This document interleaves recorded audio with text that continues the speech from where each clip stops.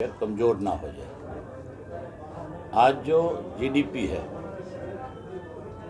जो लगातार गिर रही है, अकेला किसान है जिसने इसको रोक करके रखा है, जिसने इसमें बढ़ोतरी करी है। अगर उसको उसकी ज़मीन बेचने पे मजबूर करेंगे, अगर उसको उसकी फसल के सही दाम नहीं मिलेंगे, तो फिर वो किसान अपनी ज़मीन बेच करके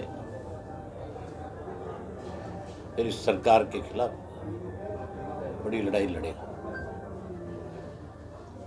कल एक बड़ी हैरानी की बात देखने को मिली। हमारा मुख्यमंत्री भी कहता है कि मैं किसान का बेटा हूं और मैं किसान के दर्द को समझता हूं। ये भी कहा मुख्यमंत्री ने कि अगर इससे कोई नुकसान होता तो फिर मैं किसान के साथ खड़ा हो जाता, मैं भी इसका विरोध करता। अगर मुख्यमंत्री को किसान का इतना ही दर्द है तो फिर जो लाठी चार्ज कराया गया था वहाँ पे, जो 85 साल के बुजुर्गों पे लाठियाँ चलाई पीपड़ी में, सबसे पहले तो जिस व्यक्ति ने इसका आदेश दिया उसके खिलाफ, फिर जो लाठियाँ मारने वाले थे उनके खिलाफ मुकदमे दर्ज होने चाहिए, इसकी जांच होनी चाहिए और उन किसानों को सरकार की तरफ से मुआवजा दिया जाए ताकि आइंदा से कोई इस तरह की हरकत कर ना सके। एक मिनिस्टर इनका कहता है, जो होम मिनिस्टर, की कोई लाठियाँ नहीं चली। एक मिनिस्टर कहता है कि इसकी जांच होनी चाहिए। जांच की मांग तो वो आदमी करता है जिसको पीड़ा होती है, उसको जांच की मांग करने की जरूरत ही नहीं। वो सीधा सीधा इस्तीफा दे करके किसान के बीच में आकर के खड़ा हो, भाई मैं किसान के घर में पैदा हूँ, उस किसान के घर में पैदा हूँ जिसने किसान को हमेशा ताकत दी है, किसान के साथ न्याय कराया है। उनको इन सब चीज़ों से कोई सरोकार नहीं बेचारा। वो तो सिर्फ इतना जानते हैं कि इस कुर्सी को कैसे अपने काबू रखा जाए। इसके लिए उन्होंने चौधरी देवीलाल की नीतियों को बीजेपी के गिरवी रख दिया। और आज भी मैंने उनके इंटरव्यू सुने, उनमें कह रहे थे कि ये जो अध्यादेश है ये बिल्कुल सही है। एक तरफ तो इनको सही मानते हैं इस काले कानून को, और दूसरी तरफ किसान के साथ सहमति जताते हैं। दोगले चेहरे देखो, किस तरह के बेरूपी हैं, किस तरह की बात करके लोगों को गुमराह करने की कोशिश कर रहे हैं।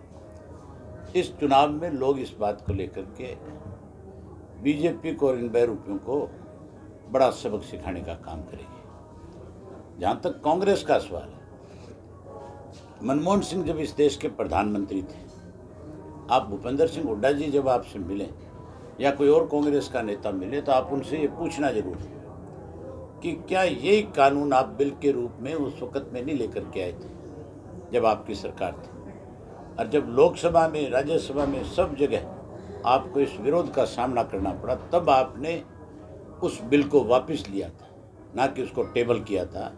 उस बिल को ये कह करके कि इस पे ठीक है, फिर से दोबारा से सारे पे जानकारियाँ हासिल करके फिर नए सिरे से बिल लाया जाए नहीं लाया जाए, इस पर विचार करेंगे। उस वक्त बीजेपी जो है अपोजिशन में थी, सुषमा स्वराज अपोजिशन लीडर थी। सुषमा जी का वीडियो है, आप भी उसको देख सकते हो। उन्होंने बहुत अच्छे ढंग से इसका विरोध किया। एक एक चीज़ जो है, कैसे किसान का पक्ष, कैसे व्यापारी का पक्ष, कैसे मजदूर का पक्ष रखा जाए, उन्होंने अच्छा ढंग से उसको लोकसभा में पक्ष रखने का काम किया था। जब कांग्रेस इसको लेकर के आ रही थी तो बीजेपी विरोध कर रही थी। अब बीजेपी इसको लेकर के ये तो कांग्रेस विरोध कर रही है। नीयत दोनों की एक है कि किसी तरीके से बिल आए, ये लागू हो। इस बिल को लागू कराने में कांग्रेस ने सबसे बड़ी भूमिका निभाई। लोकसभा में कांग्रेस पार्टी ने इस बिल के अगेंस्ट वोटिंग करने की बजाय वहाँ से वॉकआउट करके बाहर निकल गए। वॉकआउट का मतलब है आप सरकार की मदद कर रहे हो। अगर वोटिंग हो रही है, आपको पता है कि इस पर वोटिंग होनी है, आप वॉकआउट करके जा रहे हो, तो आप अपना वोट नहीं डाल करके एक तरह सीधी सीधी सरकार की मदद कर रहे हो कि सरकार कहीं गिर ना जाए, कैसे ये बचे, इसके लिए आप बाहर आ गए। नंबर 2, जब ये बिल टेबल किया गया था उससे पहले इस बिल को पूरे देश की हर सरकार के पास इन्होंने भेजा। कांग्रेस 10 राज्यों में थी और कांग्रेस के 10 चीफ मिनिस्टरों ने इसके ऊपर बाकायदा तौर के ऊपर मोहर लगाई है कि हम इससे सहमत हैं। पहले तो वहाँ सहमत होते, फिर लोगों के बीच में जाकर के कहीं सहानुभूति बटोरने के लिए ये कहते हैं हम किसान के साथ हैं। कल मैंने देखा था कि किस तरह से कांग्रेसी जो है कहीं अपने आप को मीडिया के सामने खड़े होकर के किसान हितैषी बता रहे थे। उनसे पूछ तो लो कि तुम्हारी 10 स्टेटों में सरकार थी, किसी एक भी स्टेट की सरकार ने केंद्र की सरकार को ये लिख करके भेजा कि हम आपकी इस बात से सहमत नहीं हैं, हम इसको अपने प्रदेश में लागू नहीं करेंगे। कृषि अपना सब्जेक्ट है प्रदेश का, सेंट्रल गवर्नमेंट क्या फैसला लेती है, इसलिए उन्होंने इसको पहले सरकारों से सहमति ली कि फिर इसको सेंटर में लागू किया जाए ताकि सरकार अगली कोई इसके लिए ना कर सके। तो सरकारों ने तो पहले लिख करके दे रखा, तो लोगों का बेवकूफ़ बनाने के लिए सड़कों पे घूम रहे थे, बिना मतलब उंगली कटा करके शहीद हो रहे थे। ये किसान के हित से नहीं, ये किसान के दुश्मन है। अब 100% किसान को अपनी लड़ाई स्वयं लड़नी पड़ेगी और जो कोई किसान हितैषी होगा उसको किसानों के साथ अपना राजनीतिक दल को अलग रख करके किसान के नाते उसके साथ खड़े होकर के इस लड़ाई को लड़ना पड़ेगा। और मैं ये मान के चलता हूँ कि लड़ाई छोटी नहीं होगी, ये बहुत बड़ी लड़ाई होगी।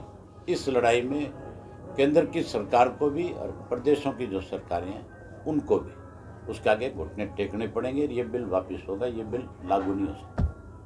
सर, विरोध के बावजूद 2 बिल पास कर दिए गए कल, जहाँ एक तरफ तो विरोध हो रहा था, किसान बड़ी संख्या में विरोध कर, उसके बावजूद 2 बिल पास कर दिए गए। मैं आपसे यही तो बता रहा था कि बहुमत के बलबूते पे बिल पास कर लिए जाते हैं, लेकिन लोग जब विरोध करते हैं तो फिर उनके विरोध के चलते, उनके विरोध का सामना करते हुए जब बड़ा ये आंदोलन खड़ा होगा, जब हर किसान इसके लिए अपना घर बार खेत सब छोड़ करके सड़क पे आ जाएगा, सरकार के खिलाफ एक अपनी आवाज़ बुलंद करना शुरू कर देगा, तो सरकार को मजबूर होकर के इन कानूनों को वापस भी लेना पड़ेगा।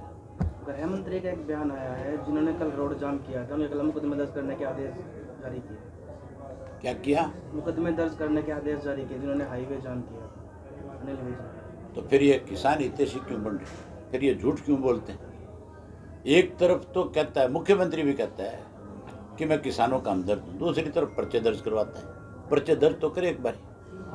आप ये मान लो अनिल विज की दाढ़ी नहीं बचेगी, 100% लोग एक बाल निकालेंगे इसके। चलो दुष्यंत इसकी दोनों की नहीं छोड़ेगी।